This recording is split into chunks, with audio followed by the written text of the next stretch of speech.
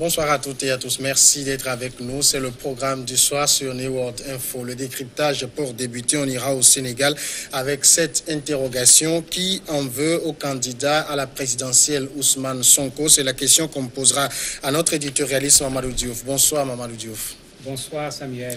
Alors, une vidéo crée les mois au Sénégal. On y entend Ousmane Sonko, candidat à la présidentielle, qualifier les politiciens sénégalais de criminels et considérer que ceux qui ont dirigé le Sénégal depuis le début mériteraient d'être fusillés. Accusé par le gouvernement d'user du jargon habituel du djihadisme, le leader du PASTEF se dit serein mais tente d'éteindre l'incendie. D'abord, Mamadou Diouf, est-ce que ces propos sont récents ou c'est une vieille vidéo? C'est malheureusement une vieille vidéo. Ça n'a rien à voir avec sa candidature qui fait actuellement actualité parce qu'il a présenté sa candidature en présentant un ouvrage. Il se trouve qu'aujourd'hui, c'est lui qui fait le buzz sur l'échiquier politique.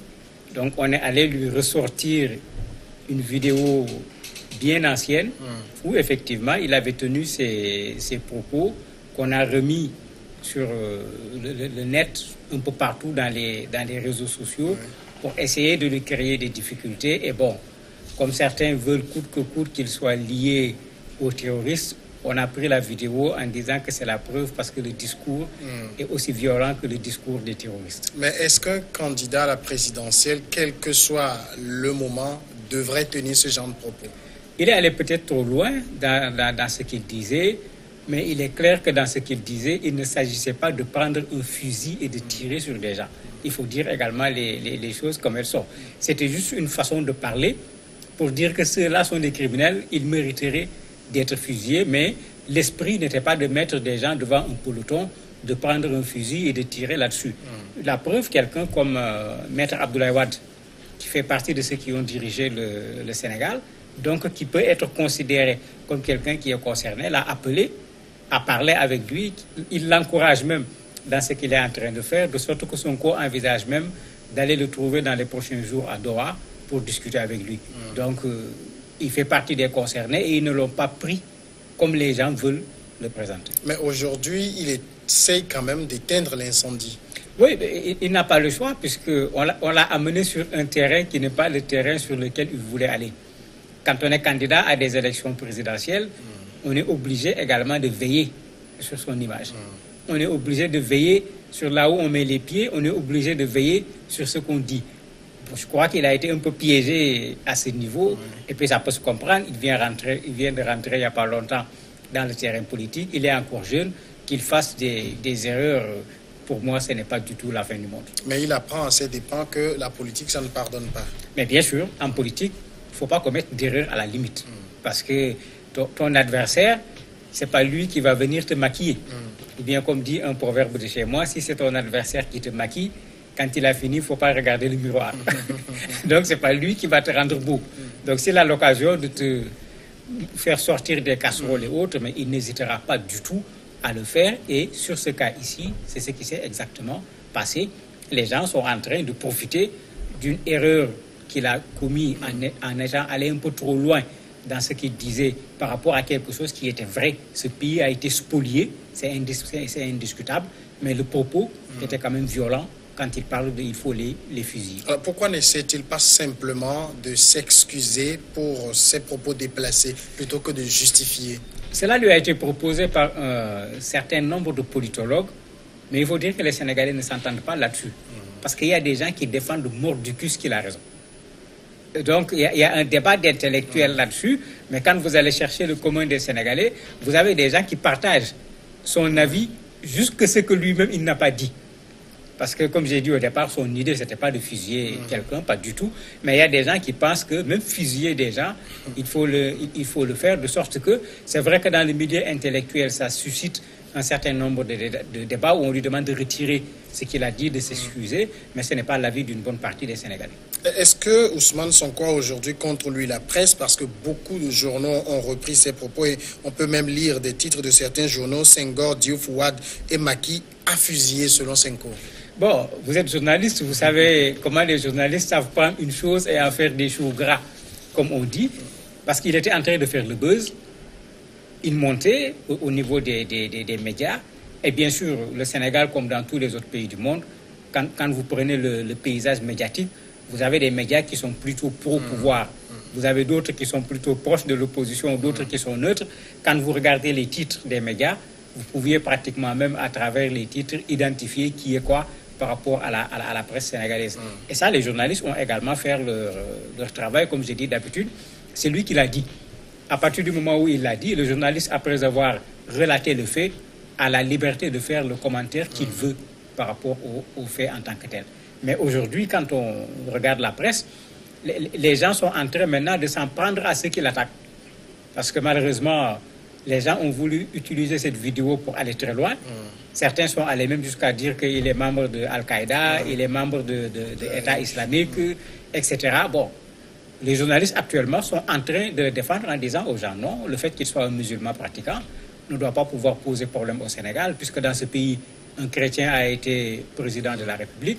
Il y a des candidats qui sont athées et qui le disent clairement. Des communistes ont été candidats pour être président du Sénégal. Vouloir reprocher à quelqu'un d'être musulman pour être candidat au Sénégal, ce serait vraiment du ridicule. Et les journalistes ont fait beaucoup d'éditoriaux en la matière, cette fois-ci pour dénoncer ceux qui s'en prennent à Sonko, pour garder également leur ligne qui consiste à dire aux gens, vous avez franchi la ligne rouge, que ce soit Sonko ou que ce soit une autre personne. Mais là, est-ce qu'il s'agit simplement d'être musulman ou d'être musulman et de tenir des propos qui s'apparentent à ceux d'une certaine idéologie? Mais il n'a pas tenu de propos qui s'apparentent à EI, à Al-Qaïda ou quoi. On connaît ces gens, on connaît leur comportement. Sonko est quelqu'un de connu. Il est sorti de l'université de Saint-Louis.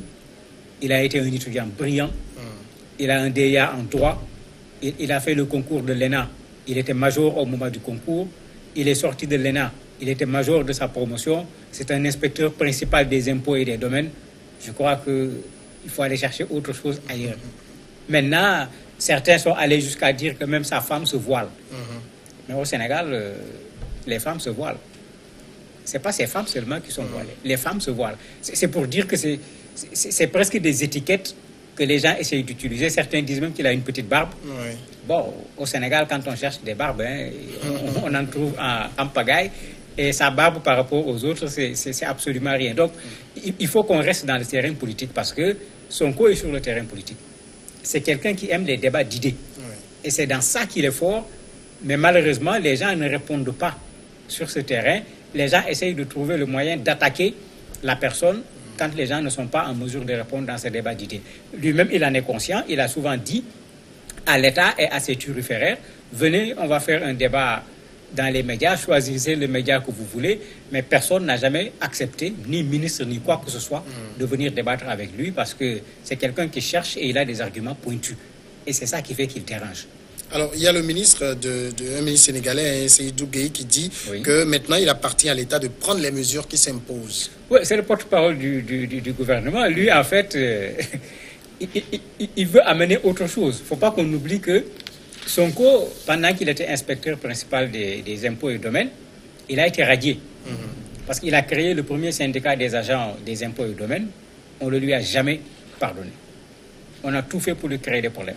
Mais c'est quelqu'un qui avait la chance d'être aimé par ses collègues de travail, quelqu'un qui est intègre, intégrité reconnue par tout le monde. Donc on ne pouvait pas lui reprocher quelque chose. Quand il s'est mis à dénoncer un certain nombre de choses, parmi lesquelles l'évasion fiscale où l'État était impliqué, l'État en a profité à l'époque pour le radier de la fonction publique.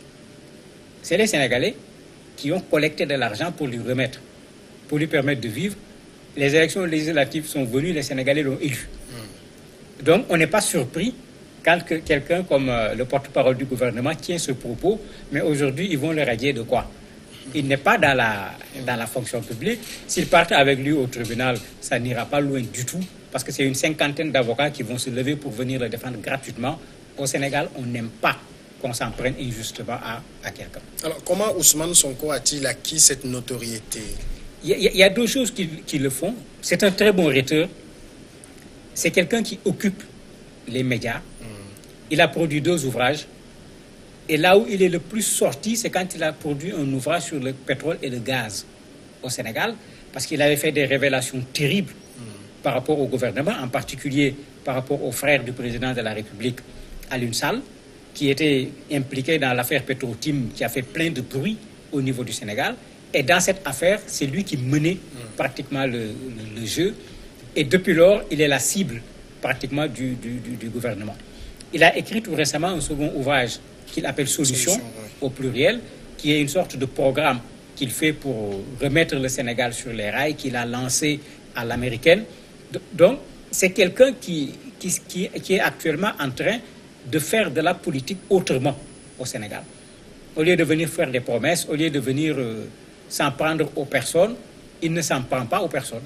À part cette vidéo qu'on a fait sortir, on ne l'a pas vu s'attaquer à un individu. C'est quelqu'un qui appelle les gens sur le terrain du débat, des idées plutôt. Et c'est pourquoi les gens ont tenu à sortir cette vidéo pour qu'on le voit au moins en train d'attaquer quelqu'un, parce que ce n'est pas du tout dans ses habitudes en règle générale. Mais qu'est-ce qu'il a finalement décidé à se porter candidat à la présidentielle? Il a un parti. Les gens l'oublient, il a créé un parti politique qui s'appelle PASTEF, les Patriotes. Et comme il le dit lui-même, à un certain moment, il s'est rendu compte que le fait de dénoncer, d'être quelqu'un engagé, un citoyen qui se bat pour le général, ne suffit pas pour régler les problèmes. Pour lui, aujourd'hui, il y a un certain nombre de personnes qu'il faut enlever de la classe politique. Il y a un certain nombre de pratiques qu'il faut enlever de la gouvernance du Sénégal. Le népotisme, le clientélisme, la corruption. Et quand il parle, il tape là-dessus. Et il est pointu, il cite des gens, il sort des preuves, il cite des rapports parfois qui sont des rapports qui viennent de l'IGE, par exemple, de l'Inspection Générale d'État, de l'OFNAC qui s'occupe de la corruption, etc. Donc il est difficile après de répondre. Là où il parle, on est obligé de s'attaquer à sa personne. Donc c'est quelqu'un qui était déjà engagé d'un point de vue individuel pour la bonne gouvernance et qui a fini, après le syndicat, par créer un parti politique. Et c'est ce parti-là qu'il a porté pour qu'il soit candidat aux élections. Il y a d'autres partis qui sont venus soutenir sa candidature. Il y a des individus, des mouvements également qui sont en train de vouloir le soutenir, de sorte qu'aujourd'hui, on est en train de commencer à le craindre parce qu'il est en train de grossir.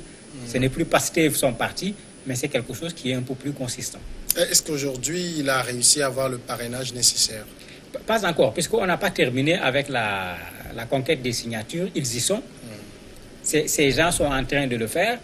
Et à un certain moment même, on s'est posé des questions parce qu'on a essayé d'entraver le travail de ces militants, en particulier à Ziguinchor, où des forces de l'ordre sont allées même jusqu'à vouloir demander à certains de ces militants de leur donner les feuilles qui avaient déjà été signées. Et très certainement, il doit pouvoir avoir les signatures qu'il faut, parce qu'au Sénégal, quand tu es bien présent sur la scène politique, les gens trouvent qu'on a besoin de toi.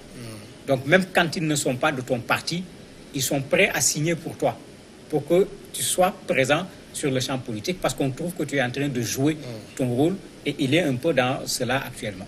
Mais face à quelqu'un comme Macky Sall qui brigue sa propre succession, est-ce que Ousmane Sonko pèse? Il ne pèse pas devant Macky Sall quand on compare son parti avec le parti du président de la République.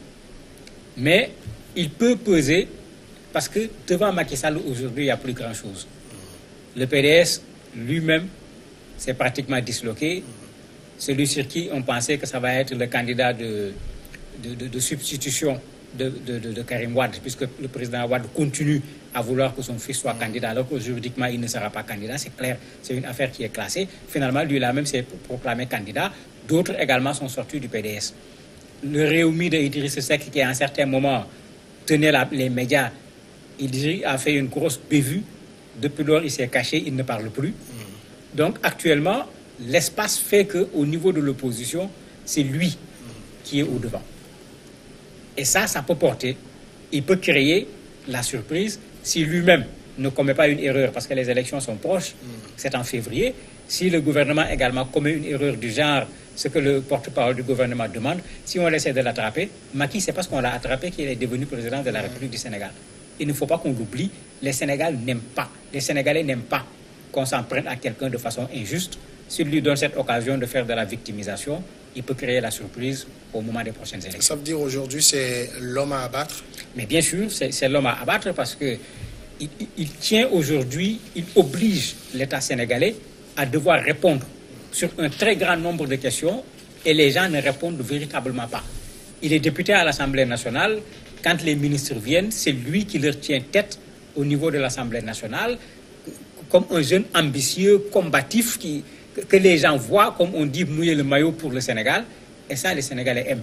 Et c'est là où il peut devenir effectivement dangereux, raison pour laquelle il devient l'homme à abattre pour le pouvoir actuel. Mamadou Diouf, merci d'avoir répondu à nos questions.